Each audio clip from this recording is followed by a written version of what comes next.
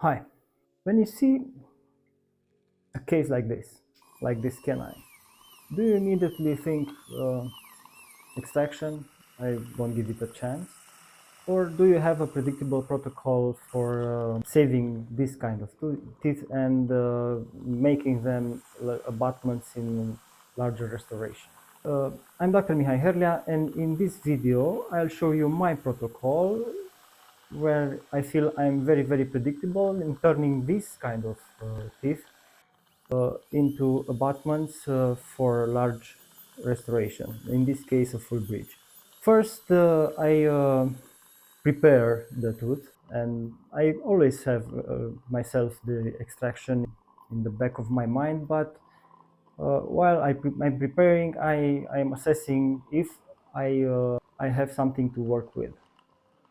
So if during the preparation, I'm left with enough tooth structure to place the clamp, enough tooth structure sound enough to place the clamp, then in my hands, in my eyes, in my experience, that tooth it's worth it worth a shot. So after I clean the dentin, I'm rough at this step. I'm not leaving anything behind. I'm trying to fit the clamp without the rubber dam. So I can select my clamp and I can see better if the clamp fits. In this case, I tried three different clamps. Finally, I saw that the palatal gingiva needed some gingivectomy and also a little bit on the mesial side. On the mesial, I also made an osteoplasty to make some place for the PTFE, which I will discuss later. And as a twist, I placed the clamp in reverse mode, because in normal mode it would hit the neighboring teeth. So after I select the clamp and I'm satisfied with the clamp stability, I place the clamp together with the rubber dam.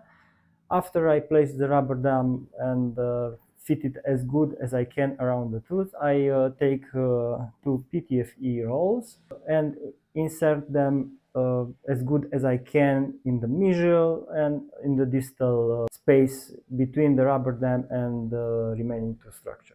Once I have the isolation, once I have the isolation and I'm satisfied that is as good as it can be. It doesn't have to be perfect. It only has to, to be well for about 5 to 10 minutes, in which window I I manage to do the most sensitive part of the procedure.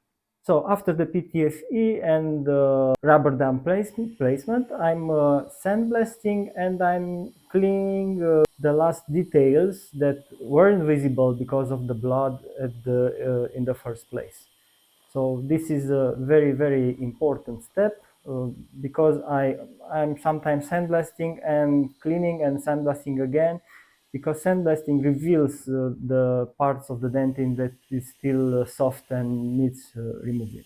Then it's my standard bonding procedure. I always use acid etching and a primer and adhesive like OptiBond FL.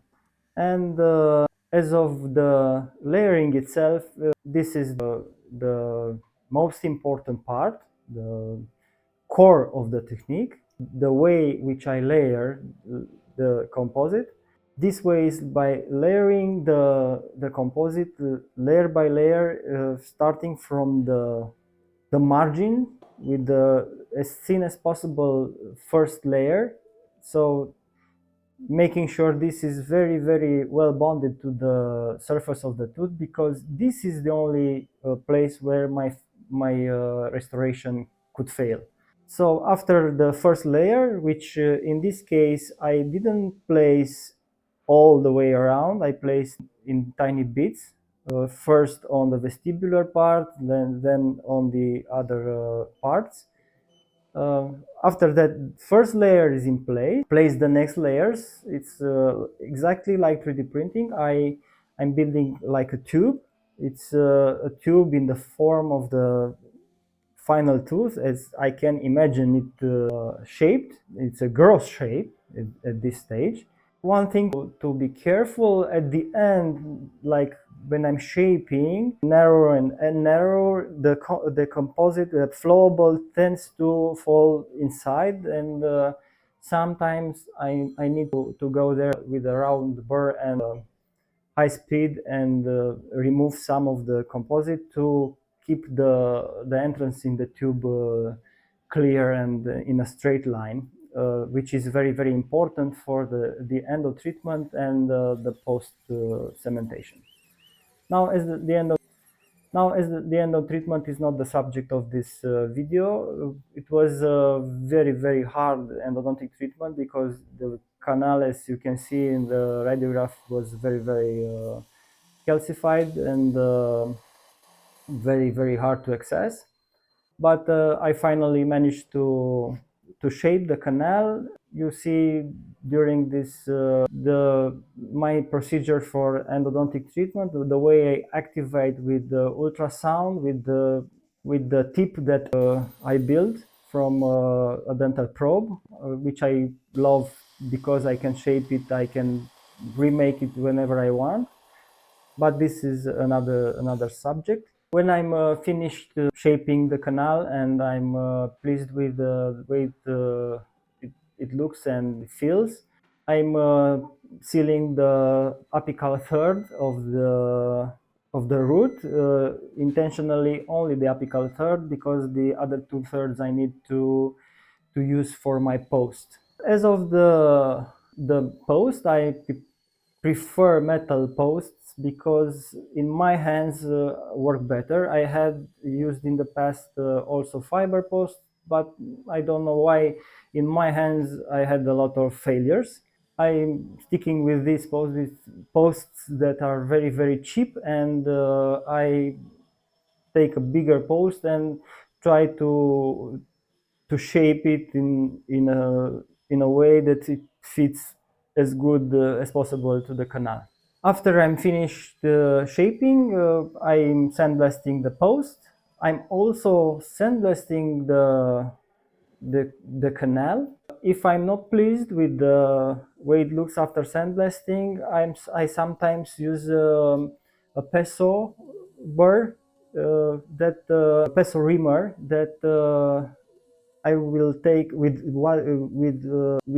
which I will take from the walls of the canal even a layer of dentin, because dentin exposed to irrigants, endodontic irrigants, and to endodontic sealants, it's contaminated and it's somehow compromised. It may compromise your adhesion to the surface of the root. So sandblasting the post, sandblasting the canal as good as possible. It's a little hard to say sandblast because the sand builds up in the canal and doesn't really make sandblasting deep in the canal. I'm rinsing. This time in the syringe is water, so it's better to handle the remnants sand from the canal. And my assistant has the post, and she is applying metal primer to it.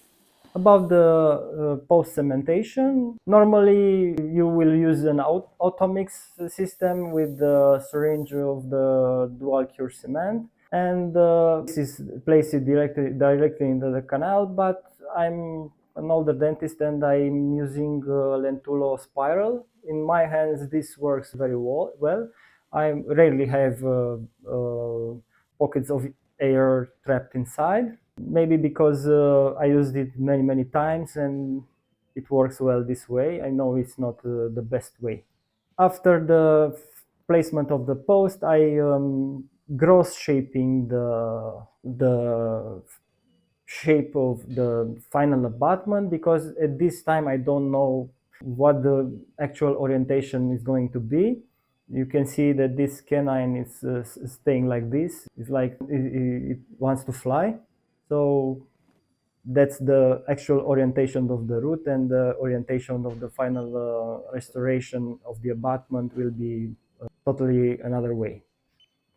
After I'm removing the rubber dam, I'm finishing the preparation, being careful to remove all the overhangs of the composite because when you build on a root like this, there is always going to be composite over the root, and sometimes it traps the PTFE there, and it's a sign that you had a very good isolation.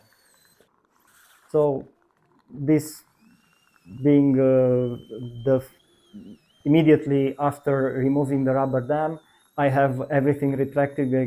I guess I get the best vision. I also have to mention that during the procedure I'm using loops 5.5 magnification, so I can control by seeing everything down there. As of the conclusions of the technique, it's the isolation is very important. You will have to trust your PTFE like your best friend. It's like going on the mountain and having somebody there with a rope. You have to trust that friend. So this is PTFE for me. In my hands, PTFE was this lifesaver, is the most important dental material. I'm going to say this over and over.